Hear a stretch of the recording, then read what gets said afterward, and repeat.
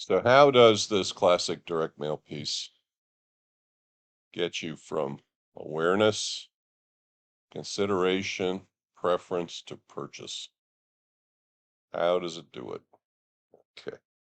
Uh, Now let's move on to two more examples of depth. Website. In my direct and interactive marketing 300 course, it's the survey course, sort of like this one, but it's for majors in direct and interactive marketing. We give it once a year in the fall. Last year, our new department chair for direct and interactive, Professor Schachter, Theodore Schachter, who's a brilliant guy, um, extensive experience in interactive marketing. Is doing a fair amount of consulting, as far as I'm aware, even now, while he teaches and runs our department. So, great deal of up to date, hands on experience. So, I encourage you to get to know him, Professor Schachter. He sat in on my class. We were working with my direct and interactive classes. I like to have the projects involve real companies as opposed to, let's come up with a marketing plan for Fenty or, whatever. And for the last few years, we've worked with a compost hauler, cooperative, the woman who founded it um, in the Bronx. And we were critiquing and working on her website. The name of the company is Greenfeen, GreenFeen, organics with an X.com. And one of the things that Ted said, which I always intuitively knew, but never really thought of in that way, was that every single page on your website needs to involve one step of the purchase funnel. It needs to address awareness, consideration, preference, purchase. Okay, the first four steps. And so as we went through her website and looked at every page, we want to have, for instance, FA, FAQ. She didn't have an FAQ section. It wasn't very big. Let's make a huge one, he says, so that all of those considerations someone could possibly have about signing up for a composting service that costs $30 a month can be addressed.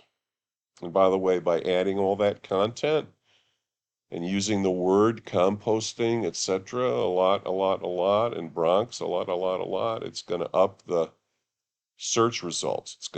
Her website's going to come up higher if I'm looking for a local composter. There's a lot of advantages. But here's one kind of breakdown used for a retailer, okay, for a store. Visits, their steps are visit store, views product, starts checkout, offer upsells, complete purchase. So the steps are a little different here for the retail visit, but all right, so this is for an e-tailer, an online retailer, in terms of the steps in their purchase funnel. So visit store, this is a visitor landing on the website. And by the way, whenever you land on someone's website, they attach a tracking pixel called a cookie,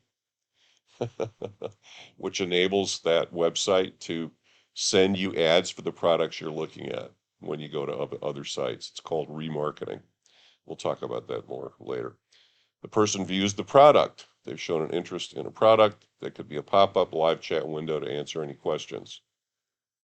They could also doing everything involved in like reading reviews, looking at all the specs, looking at the Q&A about the product. They're in the consideration phase, right? Starts checkout. If you've captured an email address, send visitor reminders or coupons to complete the purchase. You can do that. You can offer upsells before finalizing the purchase, show other related products they might be interested in, right? Most websites do that. Complete the purchase. With a purchase made, continue sending marketing emails and or coupons to encourage repeat purchases. Well, when the purchase is made, folks, this whole area here is the whole bottom part of the purchase funnel, which they've kind of left out here. Maybe because most, brick and mortar retailers haven't traditionally thought about building customer databases. Well, they do now. Okay, so there's some steps. So a couple of websites that take you, let's face it, I mean, Amazon takes you through a purchase funnel. I mean, what should we look for? What should we look for? Backpack. I'm trying to come up with something relevant for you guys. Ooh. Okay, backpack. Okay. First of all, by the way, Amazon runs ads. This is companies pay to come up higher in the Amazon search, just like they do with Google search. Amazon's choice. Here are all the backpacks I mean, we all shop on Amazon. I could sort, I could look things up different ways. So I already know I'm interested in a backpack, so, but I don't know which brand necessarily. And I'm going to do my shopping here, just like I would at a retail store. And if I click one, as we all know, I have all these choices of colors. I'm told that they're free returns. I have a detailed description of the product, iconic, practical, functional, nicely similar item to consider. So Amazon doesn't want to lose the sale, so they're going to make some other suggestions, maybe one that's a lot cheaper. I could buy a used one. Frequently bought together. So there's the upsell. Add all three to the cart for just $102.93. Here's some other options to look at that are like the one. I mean, amazing. What a wonderful experience. The dimensions, weight. They're the ratings, where they are in stars. Okay, here's some more. They're going to sell us some more products, this vendor, right? Look at all this stuff. I can watch a video on the product. Here's customer Q&A. See more answered questions, 61, and I hear all the ratings. I can just read the reviews that mention one thing, water bottle. So it takes me all the way from kind of wondering if I want a backpack to buying it. Return policy, eligible for return. So I don't have risk with Amazon. See, that's the thing. And everybody knows Amazon is so fast with delivery, so fast, and they make returns so easy.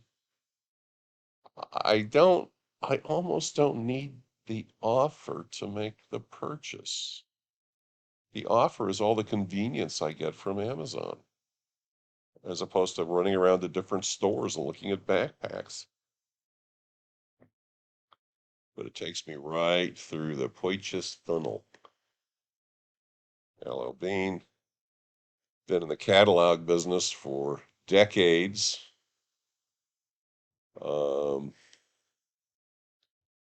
they're pushing fall, right? They're focusing on clothing and outdoor things. So, whoop, now okay, no, they didn't go to camping backpacks. They knew what I wanted. That I wanted school. So here they're taking me. And once again, I have I have camping and hiking. I can do different ones if I want. 72 items came up in the search. If I look at this one, I'm probably going to get reviews. I have color choices, free shipping with $50 purchase. It estimates my delivery. If I want it faster, look at that. People who looked at this one also looked at that one. Look at the $149. Ooh, those are cool looking though. Product details. Now, as Lester Wonderman says, you're giving me all the details about the product, everything except actually touching it, right? For all these smart folks. 5-star reviews. Yeah, not a lot of reviews. It looks like that's the only one. All the way. It's so convenient. Not as fast and as good and quick as Amazon, because nobody is. But a retailer that's been around a long time with an outstanding reputation.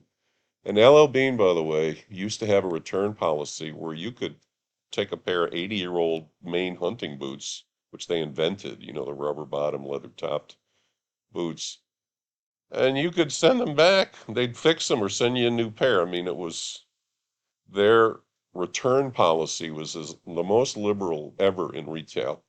And they've stopped it because it's just not that generous anymore because there were too many people taking advantage of it. Every page is based on one of the four steps. Offers, not necessary with these retailers, frankly, because you're getting the convenience. Now, again, if you don't buy whatever you put in your shopping cart or looked at, if they have your email, they can email you offers. But what they do have is they put a cookie, a piece of code on your browser, and you have lots of pieces of code on your browser unless you clear your browser history. And that piece of code lets them basically track you around the internet, and other sites can agree to run LL Bean's ads for the backpack and make money. Now, the last one, and we're going to watch this video, the last one of the four is a fascinating. I was thinking about door-to-door salespeople, and because I actually read an article in the New York Times about some young people, young folks in their maybe 20s or so, who are selling things door to door, meaning they go to a certain neighborhood that looks like they may have an interest in the product and maybe upscale enough or whatever to afford it or whatever the case may be. And they knock on doors and they introduce themselves. They engage the person. Hopefully, don't get the door slammed in their face, but they do probably half of the time. Who knows? Get the door slammed. You have to be able to take rejection and just roll with it. And you engage someone in your personality, and then you somehow get around to the product and you talk to them about it, and you have a list of things. As with any marketing communications, you know the questions to ask, you know what works, you've done it in the past, you get tips from other people in the same business, and you try to talk them into something right then and there, standing there. It may be just to talk about getting the email address and sending them more information. It may be an order. You don't know. And so thinking about that, it's an area of marketing that fascinates me, frankly. Um, and you can do it on the telephone. Telemarketers try to let their fingers do the walking, and they can dial a lot more people than you can walk and visit. But of course, you don't have the advantage of face-to-face personal communications. But nevertheless, it can be effective, annoying, but effective.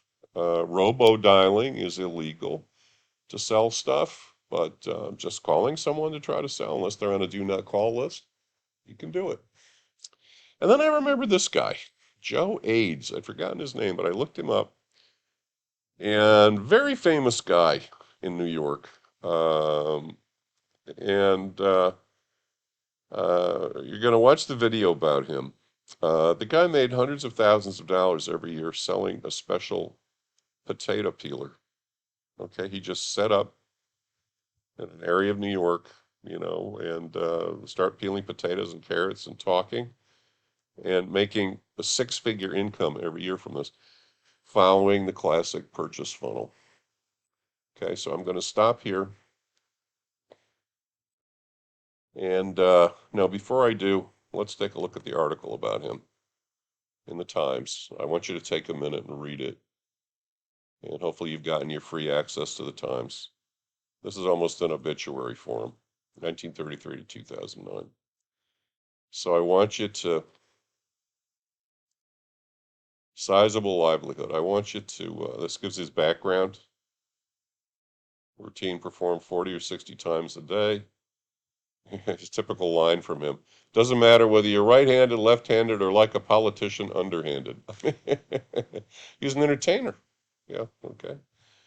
Here's the story. He was profiled in Vanity Fair, wonderful Condé Nast magazine. Okay, his daughter Ruth. So this is his story. They both sold potato peelers on a 3-day run one Christmas. They made $100,000, she and her father. Family house had a swimming pool. Her father drove Rolls Royce. So I want you to take a moment and read this, and I'm going to ask you a question or two about it. Okay.